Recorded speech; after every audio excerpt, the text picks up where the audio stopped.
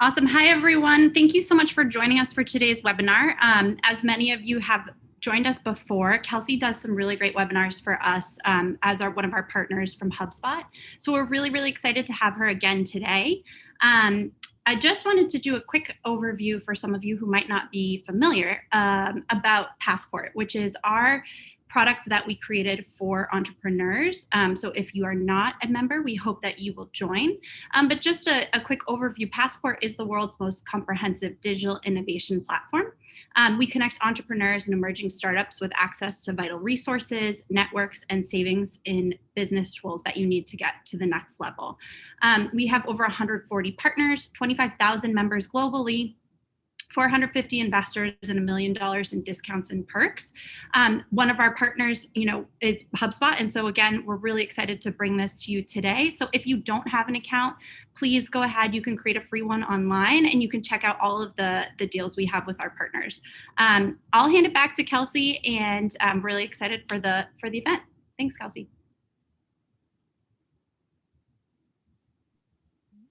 Awesome. All right, guys. Well, it is nice to meet all of you. We will get this kicked off. Let me start with sharing my screen here. So hopefully everybody can see this over on the side. But to kind of start this off, we are proud partners of One Valley. And there's a few things that we provide through this program. Some of you guys are already familiar.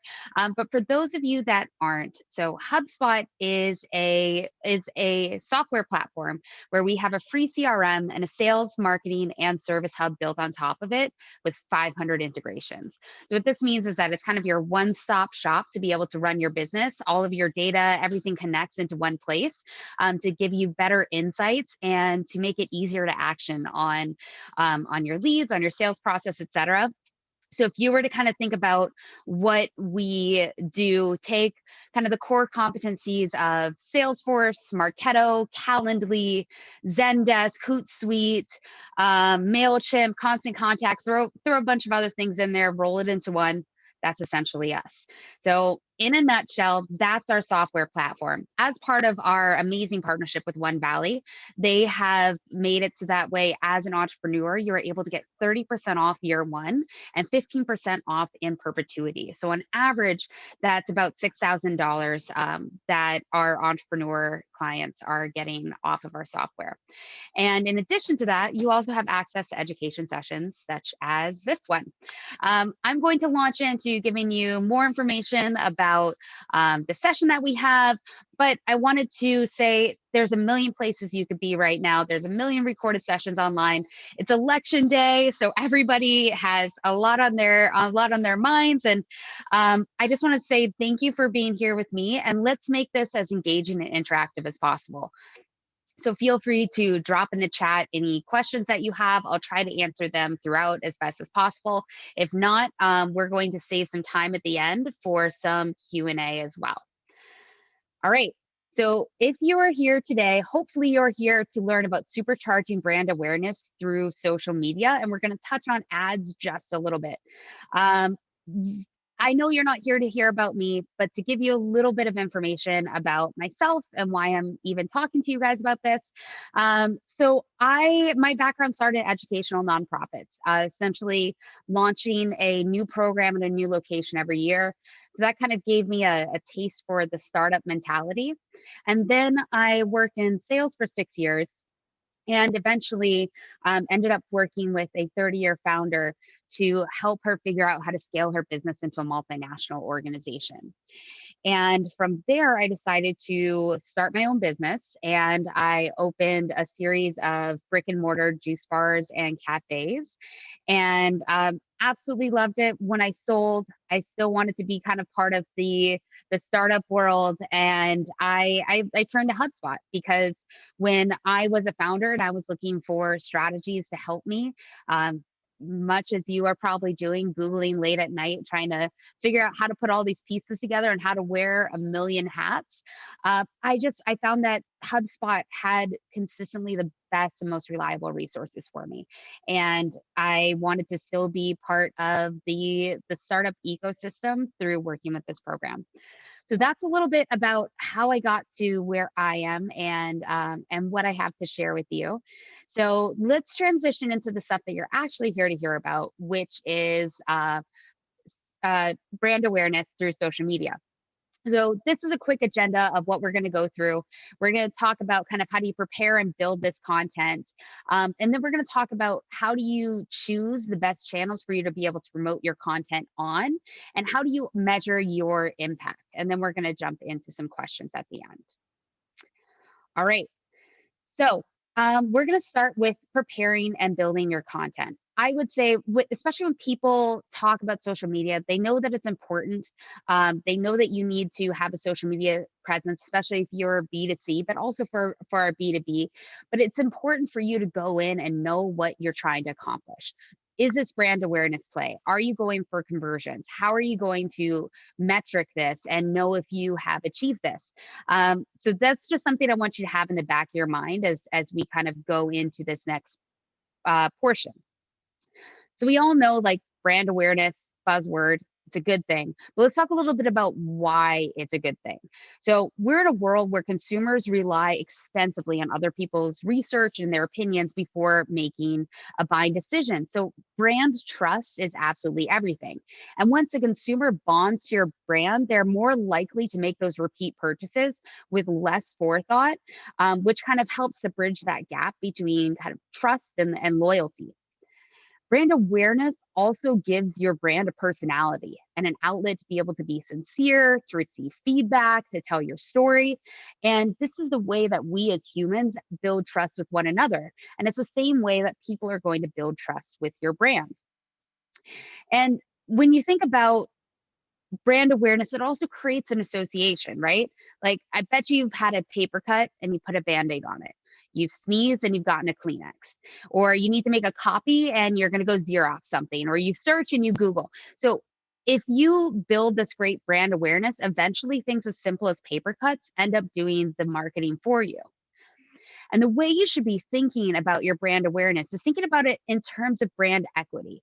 So every consumer experience that feeds into their overall experience of your brand either gives you positive equity or negative equity. And positive equity enables you to be able to charge a higher price for your products. It will give you a higher stock price when you IPO. It's going to help you expand your business into other product lines because they already trust you. And it's going to give you greater social impact because you're going to have that name brand value. And once your consumer is aware of your product, they're going to start to recognize it without assistance. They're going to actually start seeking you out to make a purchase. They're going to begin to prefer you over other brands. And establishing that loyalty will also help them hopefully make these recommendations to their family and friends. So I don't think I have to do a whole lot to sell you on why brand awareness is important. So let's talk about how we are going to establish brand awareness. So first of all, the expectation set, this does not happen overnight. This is the result of multiple simultaneous efforts that extend beyond just trying to get paying customers.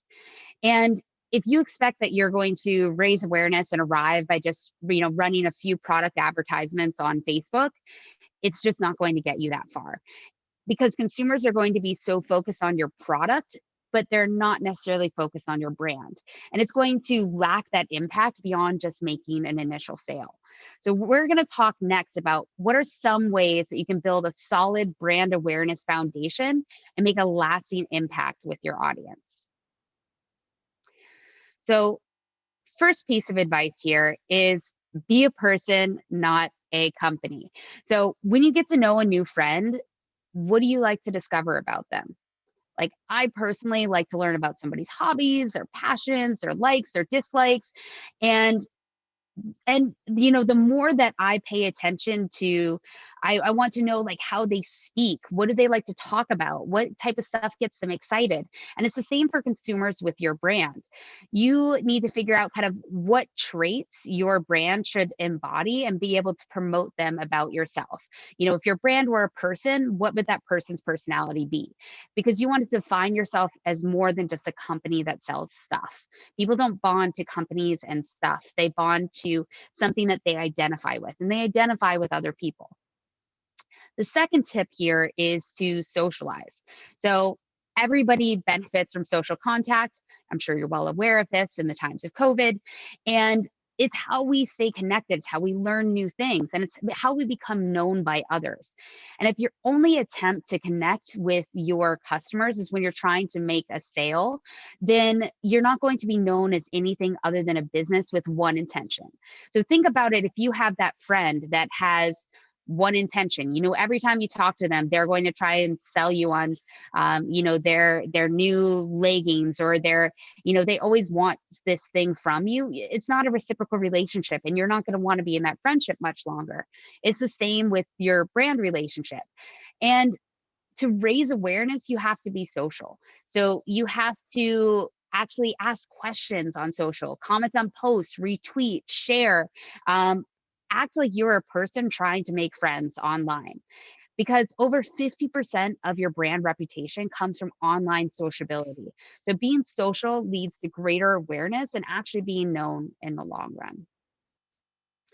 Now, this as an entrepreneur shouldn't come as a big shock, but storytelling is a really powerful marketing tactic.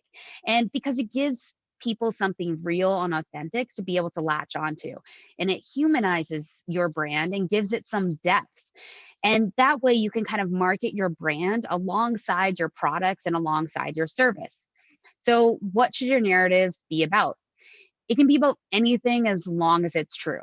So it can be a narrative about your founder. It can be a narrative about how your business had its first idea. It could be kind of a little engine that could story, how your small business made it in this big world. People like hearing stories about each other, and that's what makes you memorable. And that authenticity is really impactful and can lead to a big boost in brand awareness. Next, make sharing easy. Word of mouth marketing is the most effective way to establish trust and familiarity amongst your customers. So, if someone sees that a friend or family member is recommending a product or service, they're going to take notice. So, how can you make it easy to share? You want to make sure that um, your brand is worth exploring, that you have great products that you can rely on, that you make it easy for people to share, to download, to grab snippets of, that there is a whole host of ways that they can access your material. And lastly, in terms of establishing brand awareness, you want to have brand consistency. I think Tiffany's is a great example of that. I've never bought Tiffany's, but I know Tiffany Blue when I see it. And I know this because they're consistent across their brand. All right, so pivoting a little bit into achieving virality. So viral marketing is when someone creates a video or visual content that really resonates with their target audience. And it's so compelling that it's shared to the point that it spreads like wildfire and goes essentially viral. When a marketing campaign goes viral, a company's sales, their engagement, their brand awareness can increase dramatically. I will say though, to temper expectations, going viral is like expecting to be a one, it can be like expecting to get a major hit. Not everybody is going to have a number one single. So there's no guaranteed formula for how to go viral, but there's certain things that we can take from some of our favorite marketing campaigns, that we can see some of the common features between them that will help you go viral, or will at least help you build a really compelling campaign. So, a successful viral marketing campaign considers your target audience. So, for anything to go viral, it needs to actually resonate with that target audience, and they need to feel so strongly about it that they decide that they want to share with their family, their friends, etc. This really relies upon you having a very well defined buyer persona. There's a great tool on HubSpot for building your own buyer persona. I definitely recommend you check it out if you haven't already. And in order to achieve this, you need to ask questions like, who do you actually want to connect with? And what type of content do they feel passionate about? Not what do you want to share with them? What do they feel passionate about? What are their hopes? What are their dreams? What are their values? And why should they actually care about your campaign? What can you do to make them actually want to share your content? You also want to make sure that your campaign has a strong visual strategy and that customers can understand your brand through the use of images. Your campaign should tell a story using visual elements that are going to resonate with your audience. And it needs to be your visual strategy needs to be compatible with your brand and your target audience. There should be something that is interesting, that is informative, or has some element of like intrigue or humor or hope. Um, I think this is a great example. The most interesting man in the world, Dos Equis. You know, when you see this guy, that this is what they're trying to push across with their brand. That if you'll have an air of mystery about you by drinking this beer. We also know that great viral marketing campaigns are creative. So when you think about your favorite campaign, what sets it apart from others? Because these campaigns don't go viral unless they are unique, they're interesting, and they have an innovative idea behind them. So think of something new, something attention grabbing, like the ice bucket challenge. Another core similarity amongst viral campaigns are that they can have emotional appeal. So this is a little bit of an older reference, but some of you should still get it. But the Dove Real Beauty campaign, it helped to call attention to unrealistic beauty standards that are perpetuated by the industry and don't let people feel good about themselves. And this resonated because it had a unique and different message. It made people feel good. It made them want to share that good feeling with other people. And as I said before, make it easy to share and promote. So, thanks to the internet and social media, sharing and promoting your content is very simple. You don't need huge sums of money to be able to produce some successful photo or video content. You just need it to be shared over and over again. And you want to be able to share that in as many places as possible and in as many ways as possible. So make sure that you're enabling sharing and embedding and downloading capabilities in all of your content. So that way viewers can tag their friends, their family, their parents, and make it so they can turn it into a memorable GIF, create calls to action, elements that encourage them to actually send it to their family and friends. Also make sure that it's published at the right time. Marketers will use key events like the Super Bowl or like the election to be able to time their releases accordingly. But you might have a great campaign, but if you release it at 8 o'clock p.m. on a Saturday night when people are typically in typical times out with friends, out with family, etc., it might just fall flat on its face. So make sure that you're thinking about the timing in which you release these. I'm going to pivot into talking a little bit about influencers, but I want to encourage you guys. See, do you have any questions? Is this making sense so far? Drop it into the chat. Let me know what you're thinking. All right, let's talk a bit about influencers. Do any of you guys, have you thought about using influencers for your own campaigns, or have you used one before? Let me know. Drop it in the chat. I'd be very curious. So your influencer marketing kind of employs leading niche content creators to be able to improve your brand awareness, to be able to increase traffic, and to drive your brand's message to your target audience. And this works really well because word of mouth marketing and social proof are very critical aspects of any social, media marketing strategy. This helps customers to be able to trust their peers, their friends, the people that they admire. They trust these people more than the company selling to them. So, to give you some statistics on how marketers view influencers, 80% of marketers say that influencer marketing is effective, and 89% say that it works just as well, if not better, than other marketing channels. 71% of these marketers say that the quality of customers and traffic that influencer marketing is giving them is better than the traffic that they're getting elsewhere.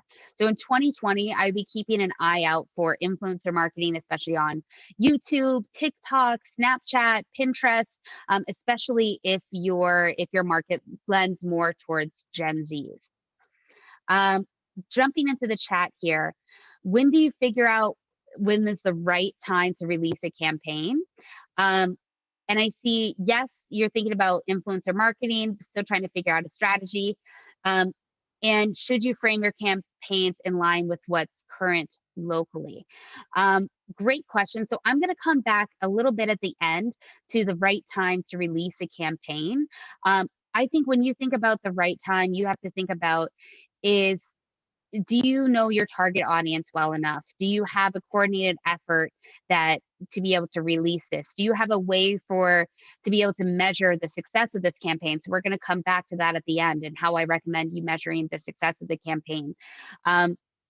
Do you know what those metrics look like, and do you have a way for your customers to actually be able to convert at this point? So I think the timing to release a campaign is if you have something compelling to be able to share and you are well positioned to be able to share it. I know that that's really broad, but we can get into some more specifics, especially during the Q&A.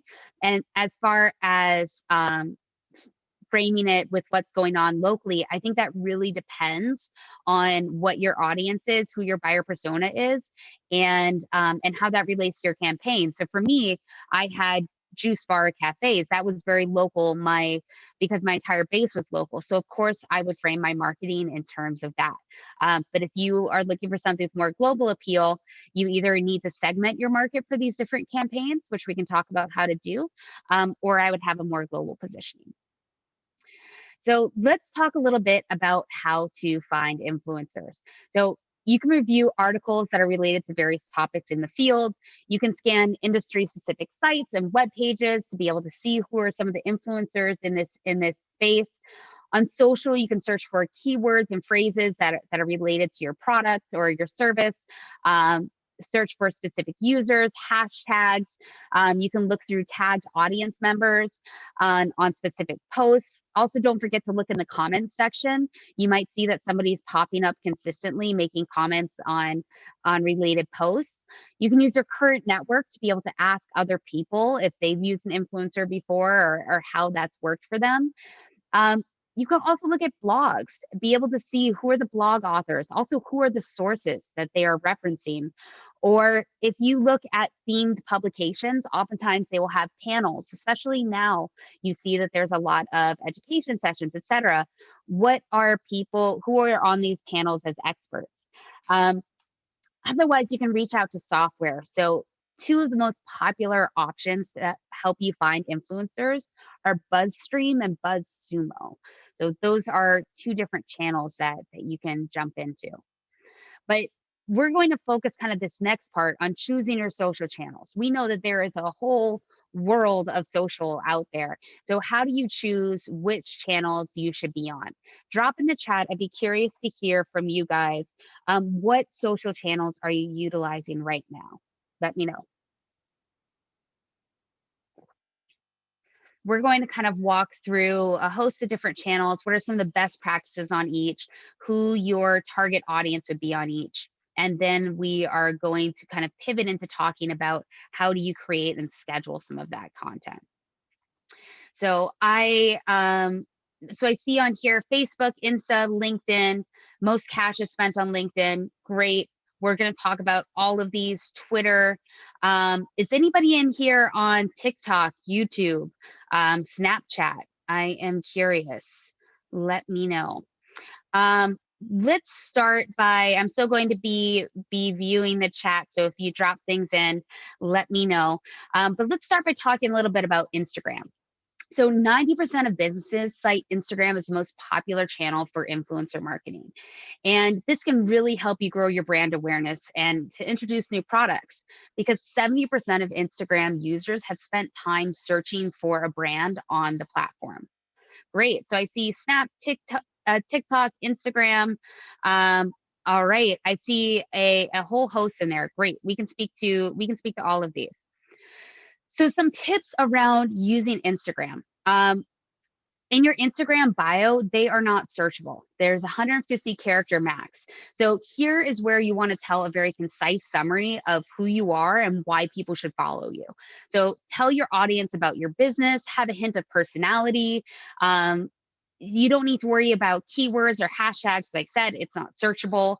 But in your bio, you want to be able to encourage users to take specific actions using a certain hashtag or to visit your website, because this is the only place where you can actually feature a clickable URL. Now, Jumping on to YouTube. So about a third of total time spent online is watching videos, and YouTube has more than 1 billion active users. Your audience is primarily millennials, followed by Gen Z, although we're seeing more and more older audiences are tending towards YouTube. We're looking at this is mainly for B2C, although it can be for B2B. Great for brand awareness, entertainment, how-to videos, but thinking about some best tips around it. So YouTube is the world's top video sharing platform and is owned by Google. So treat it as a search engine for your videos. This means that you should be including keywords in your video description. You should have tags. You want to tag those common keywords, and you want to have actionable verbs in your calls to action. Now, if you're not aware of a call to action on your video, it's not just about putting out content. What do you want people to do? Ask them to like, to subscribe, to share, to follow, to visit, to buy. Make sure that you tell them what to do and you give them a place to click and follow to actually do that. You should also include links to your website on YouTube. This is also going to help your SEO, even though it's not a huge strategy, but on all of your social channels, you should be having links to your website because these backlinks count towards your SEO ranking. You want to make sure that you also have a comprehensive video description with these keywords. You don't always have to try to go viral. That's not necessarily the strategy you should be going for. You should be thinking about how do you build this base up over time in something that's organic and steady. That's always preferable. And when you're thinking about your channel, you want to make sure that you have a consistent tone and style throughout all of your content. And this can help to build an air of professionalism, even as a small business, even as a new starter. And it can make the video viewing experience more enjoyable. So when you're thinking about what do you want that tone to be, here's some of the things that I would be asking yourself. So how do you want to open and close your YouTube videos? What should your calls to action be?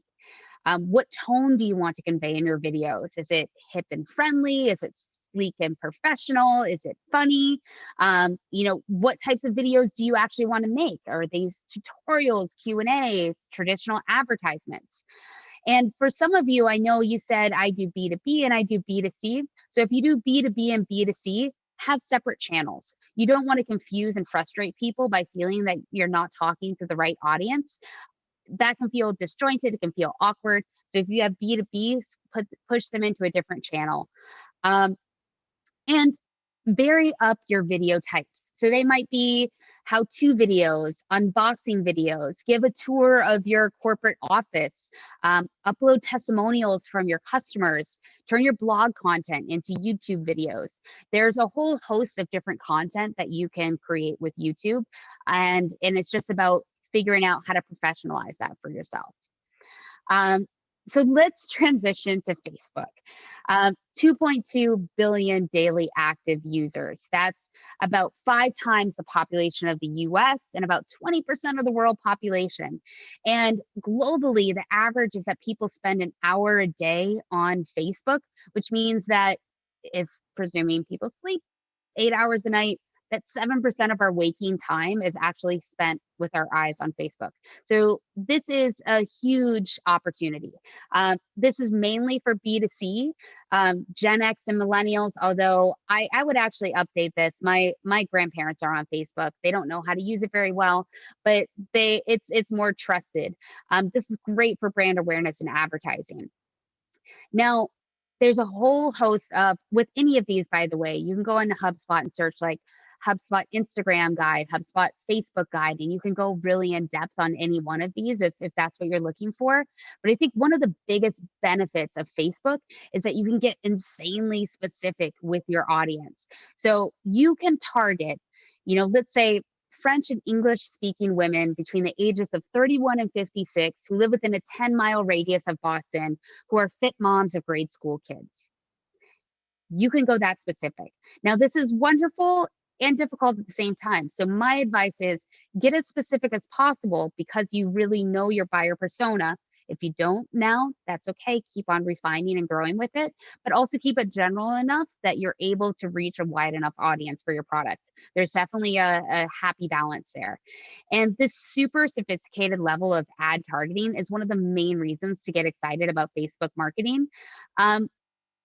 And I would say Facebook users are going on there to be entertained. So you want to keep things short. You want to keep it sweet. You want to keep it visually engaging. You want to have thumbnails. And I've included just a few tips to use for your content. So you can actually upload a list of emails right into Facebook to show your ads to that specific audience. So you're able to segment through Facebook's custom audience features.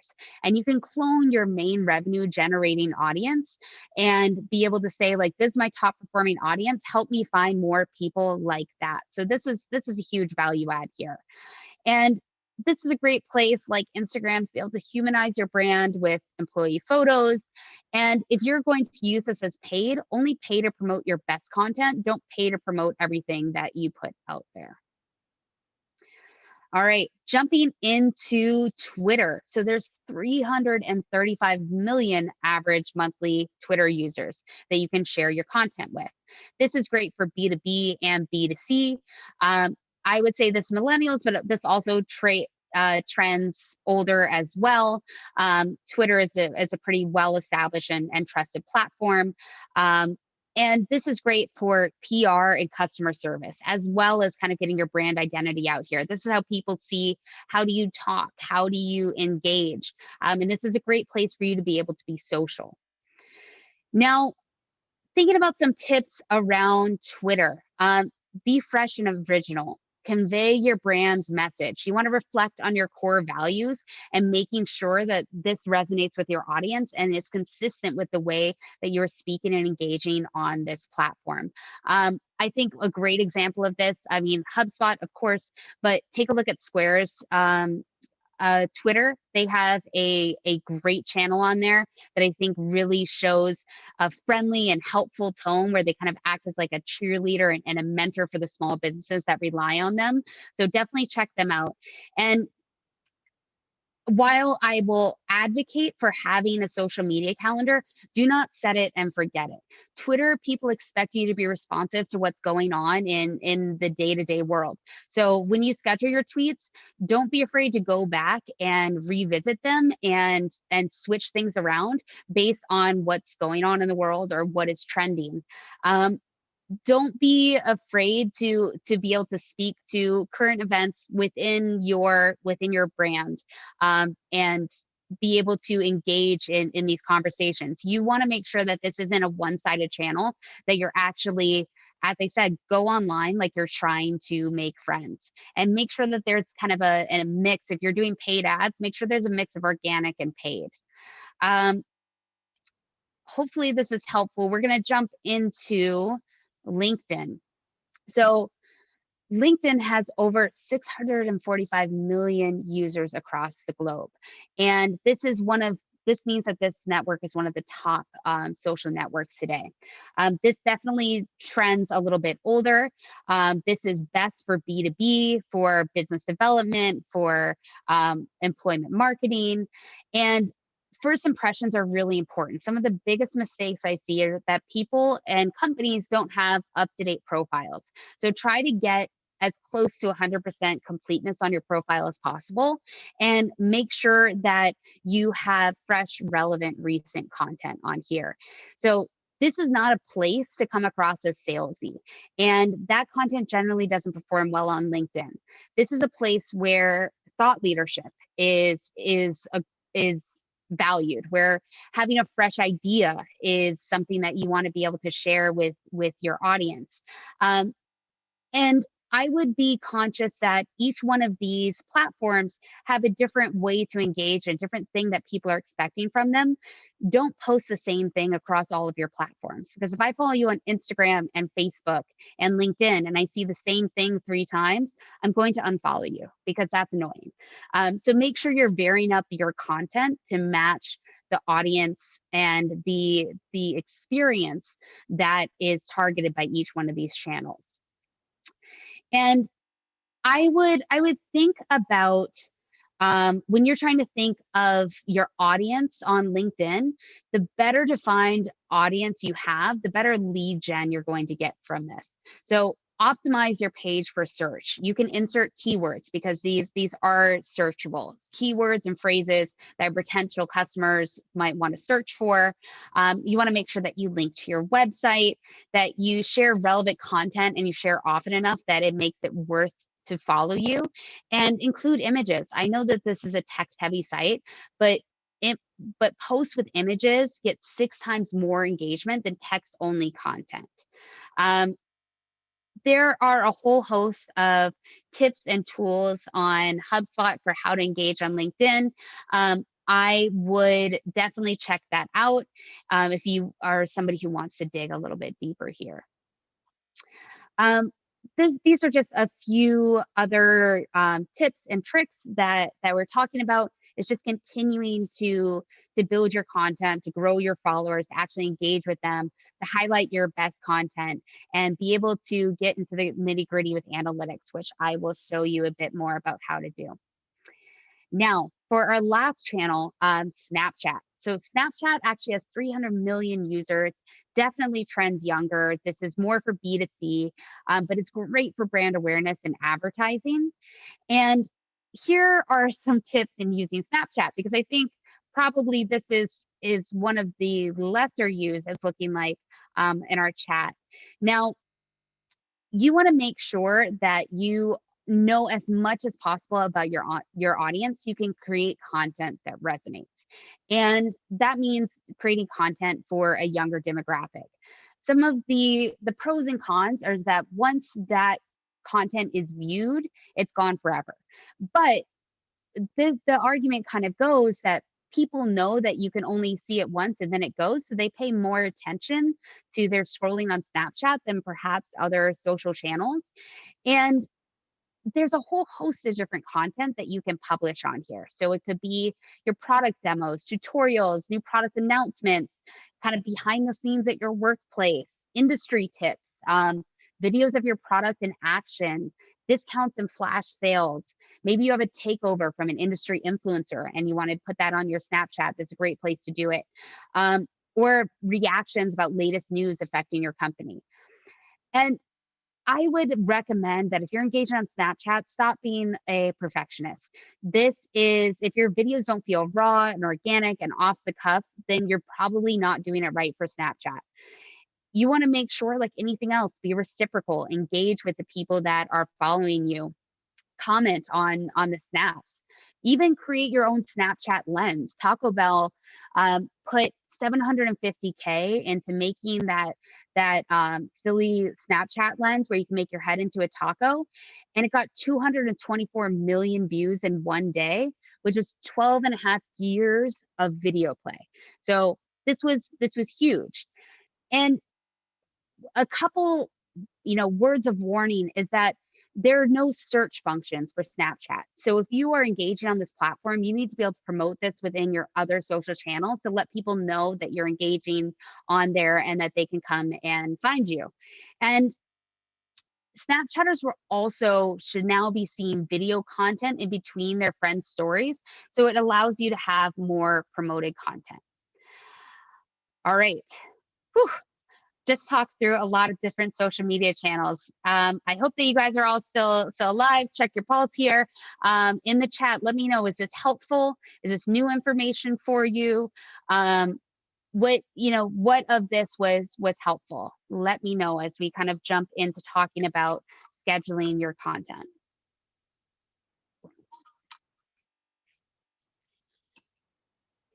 All right, so I'm going to give you guys a minute to start chatting. Great. Awesome. So didn't know how to use Snapchat before for business, didn't know about uploading emails to Facebook. Advice for TikTok. Great question, Sydney. You're right. I didn't really cover that.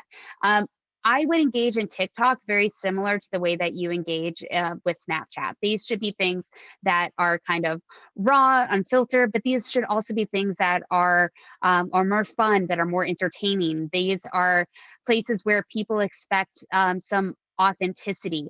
And so that's part of how I start to engage with that, but I can also send some follow-up resources if you're interested. But let's talk a little bit about scheduling your content. It's great to make it, but how do you schedule it? And then we're going to talk about how do you see if it's successful. So one of the greatest challenges I would say of blogging or doing social is not the actual writing, it's actually brainstorming the topics, targeting the right readers, and optimizing the post with the best keywords and calls to action.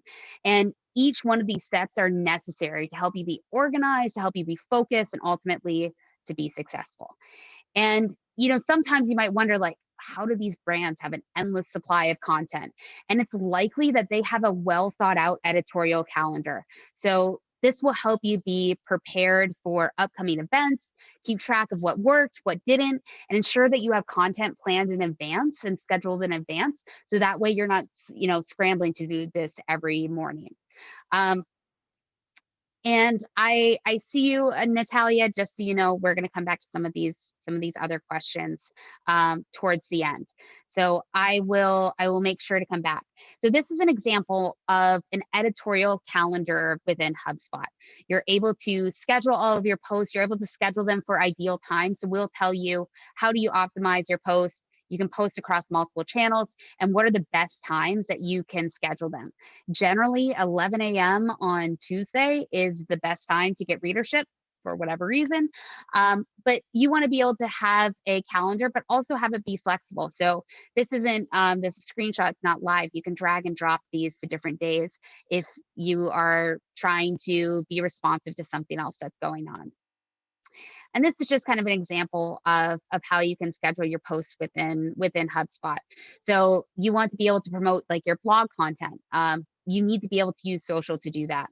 And you can schedule it in advance and make sure that you have a variety of content. So maybe you have a customer story one day, and the next day you have an unboxing video, and then the next day there is some kind of a contest, but you want to be varying it up so you're not doing all the same thing. And also take some time to promote others in your industry, other partners, etc. Be able to be social in that way as well, not just with your customers. And in that way, you can schedule all of your posts in advance. I usually do it about a month at a time. If you have a broader campaign, this is a good way of helping figure out how all of these pieces fit into your campaign. Now, talking a bit about promoting your content. We are going to zoom through this a little bit because we have quite a few slides left. But there's essentially breaks down into 3 different strategies: your social media strategy, your email marketing, and your paid promotion. Now, if you are creating an email marketing strategy to be able to promote your content, you want to make sure you have a defined audience and segment your contacts. Are you reaching out to women? Are you reaching out to what ages, what geography, etc.? And make sure that you have goals and metrics. How do you know when you've actually achieved your goal? And make sure that you have a way for people to be able to convert. You don't want to send a million to do things in one email. You want to have one thing that you're focusing them in towards, and be able to tell them what action you want them to take. There are a whole different there wide variety of content that you can create for email marketing, which I have shared here. But you want to be able to make your content actionable, make sure that it's easy to consume, and think about this as a stepping stone to your paid product or service. Now, some best practices that we're not going to go through all of those, but as I said with the Tiffany's box, brand consistency is important. Make sure that you're sticking with the same voice throughout. Make sure that it's optimized for mobile. I can't believe that some people still don't do this, but everything, if you're on HubSpot, all the pages you create are optimized for mobile. Make sure that your call to action is really clear and relevant to your offer. Don't put out a blog post or an email marketing without saying, do you want them to like? Do you want them to subscribe? Do you want them to sign up for a demo? Know what you're driving towards, and make sure that you personalize it. So within our email marketing tools, you can insert in a name, a company, a geography. Personalized content does significantly better than things that come across as anonymous. You can use your email marketers to be able to create newsletters, valuable content for your audience. There's a whole host of things you can do. All right, so talking a bit about social media and ads, make sure that you have a specific campaign objective and choose the right platforms that are going to help you achieve this. And make sure that you have a really defined target audience. I would say the narrower the better. Just make sure that you're able to have a broad enough scope to encompass enough leads for you. Now, these are some of the basic elements of a social ad. This isn't rocket science, but I put this out here so that way you understand the verbiage if you're going in for paid ads. What is the difference between your creative, your headline, your call to action, which is what you're asking them to do, where your ad copy being the text above your creative. This kind of gives you an idea of when you're looking at these different sponsorship opportunities. And I'm going to go really high level for a second, but we're going to talk a little bit about the budget and bidding strategy.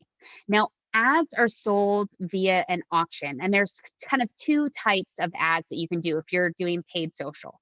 So you can do CPM, cost per mil, or CPC, cost per click. And these are targeted towards two different things. And you want to be able to optimize your budget for clicks, for impressions, or for each. So if you're looking at CPM, cost per mil, that means that there's a certain price. So let's say you have $2 of CPM. That means you're paying $2 for every 1,000 impressions that your ad receives. Cost per click means that, let's say it's $2 CPC, is that if you generated 1,000 clicks at $2 CPC, then you would pay $2,000. Now, CPM is best for driving awareness. That's better for your brand awareness and brand engagement. And CPC is better for conversions if you are looking for people to purchase. This, and don't worry, we're going to send around a copy of the slides afterwards. But this is kind of an overview of choosing the right platform. You guys we're asking for a comparison of platforms side to side. These are the ad types that you can do with each. These are, how specifically you can target. And this is the budget that I would be looking at for each one of these. All right.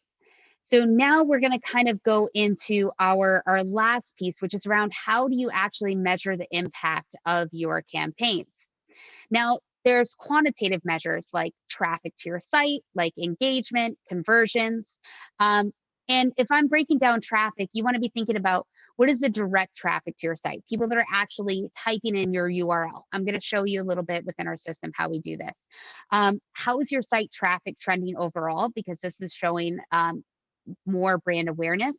And you also want to be able to track the number of impressions. So the number of times your post or your content is actually seen, whether or not somebody actually clicks on it. The next thing that you should be tracking is the reach. So the number of people that have seen any content that's actually associated with your page or profile. So your unique number of viewers. And I'm going to actually jump out of our campaign here. And I wanted to be able to show you, so there's other ways to track this, but within HubSpot, if I were to look at traffic analytics, so this shows all the traffic to my website. I can see a breakdown of what's coming from organic, what's coming from social, what's coming from paid social, because you need to track if these things are actually successful for you.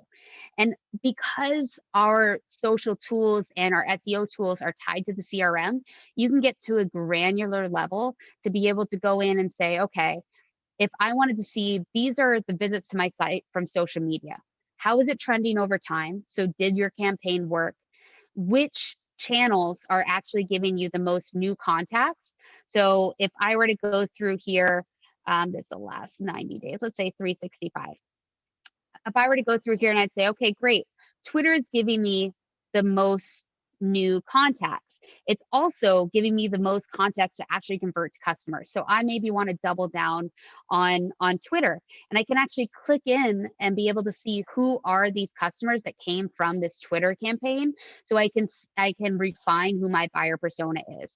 Versus I might look at, I might be looking here and say, okay, why well, Google Plus, I'm getting about the same number as YouTube, but YouTube is converting higher for customers. So maybe that's where I want to focus my dollars and spend. And if I'm looking at social, so this is our social tool as I was showing you, when you're thinking about how to measure your impact, you want to make sure that you are tracking how is your audience growing over time on each one of these platforms, and is that coinciding with your published posts? So maybe you have, your audience is growing faster on Facebook, but you're publishing more on LinkedIn. This shows you kind of what strategy to lean into and away from. And of these published posts, so maybe you didn't publish as much on Twitter, but you had a lot more clicks. So this is showing that those posts on Twitter are more valuable for you, and this is what you should lean into. How many people are sharing? How many are interacting? And where are you getting the highest overall number of impressions? Because this is what I'd be focusing on if I'm looking at brand awareness, versus clicks might be what I'm focusing on for conversion. And how is this all trending over time? You're able to actually go in and see where are each one of your posts performing, which posts are performing the best, so that you can lean into or away from those tools. Now, going back to our presentation, I'm going to kind of skip over SEO, and we're going to talk a little bit about engagement. So as I said, know your goals. Is it views? Is it mentions? Is it comments? When you create that campaign, think about what your goal is around that. And also, when you are doing your marketing email campaign, this is an example from within HubSpot, but make sure that you're tracking things like what is your open rate versus your click-through rate. So are people actually opening your content? If not, you know that there's something wrong with your subject line. But if you have a high open rate and a low click rate, then I know that there's something wrong with my content. And that's how I can vary up my strategy. When we were talking a little bit about campaigns earlier, I'm going to jump out once more. When you're ready for a campaign, you want to have built out what are the social pieces, what are the any of the in-person pieces, what collateral, what ads are you planning to do? But you also want to be able to see what is the success of that campaign, not just those individual pieces. So within HubSpot, you're able to look at your campaign analytics. So you're able to take all the different pieces that you're doing, your emails, your calls to action, social posts, etc., and see how each one of these is performing. So that way you can see collectively through each one of these, how many new contacts actually came from this and how many deals closed from this. So if you are running your sales out of HubSpot as well, you can actually tie, it's so hard for marketers to be able to say, what is the actual impact of my investment? Because it's tied to your sales and your CRM, you're able to see what is the actual dollar return for each one of these campaigns.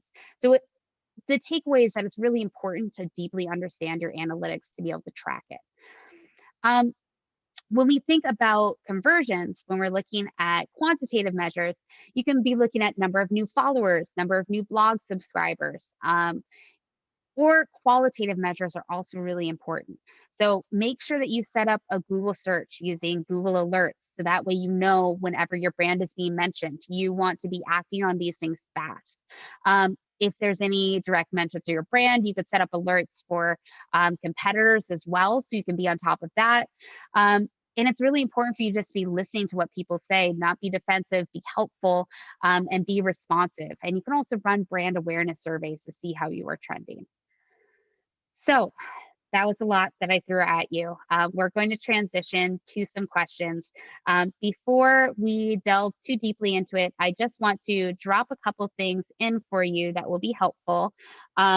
This, as I said, this is part of the HubSpot for Entrepreneurs program, which you are eligible for through One Valley. And I'm dropping the link in here for you to be able to apply. You can get on average, people get about $6,000 a year from this. And also as part of that program, you have access not only to the education that we give you, but also to the startup dashboard, where you have education and advice that is specific for startups. You can go in and say, maybe you are struggling with managing your contacts, automating your business, getting found online, etc.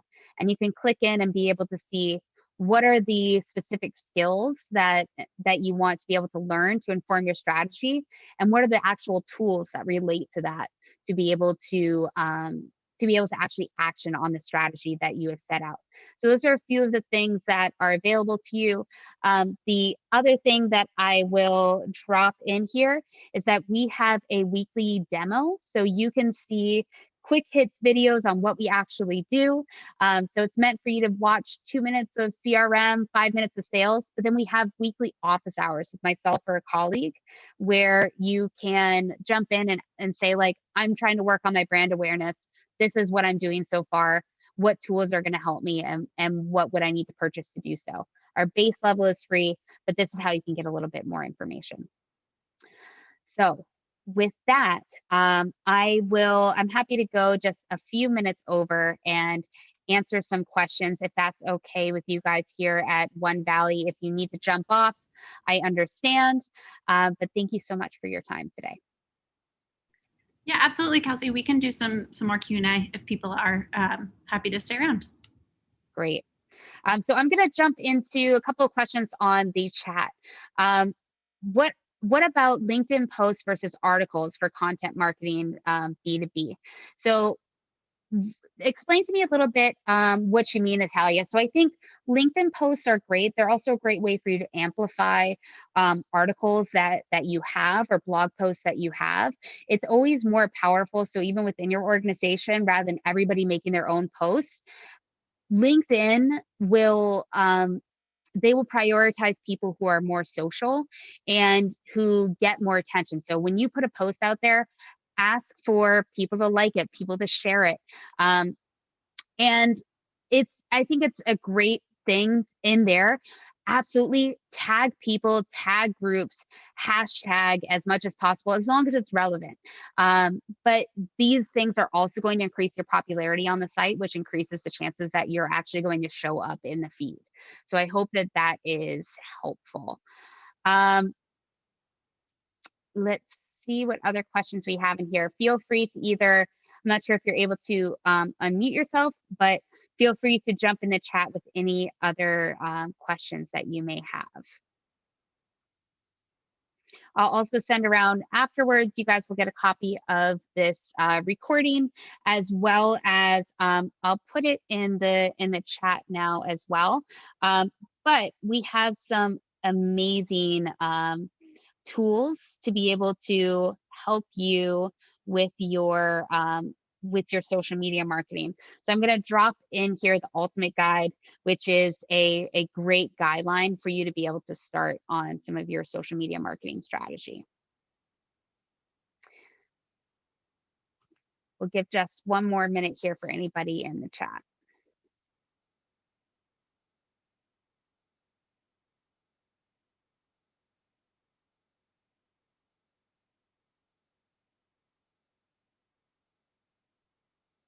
All right, I am not seeing anybody in at the moment, so I am happy to wrap up. Thank you so much for your time, and I will pass it back to One Valley.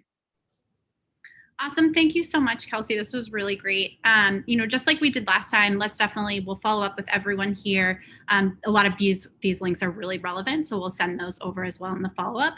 And hopefully, share your contact information out. Kelsey, that was really great. Thank you so much. Sure. Have a great day, everybody.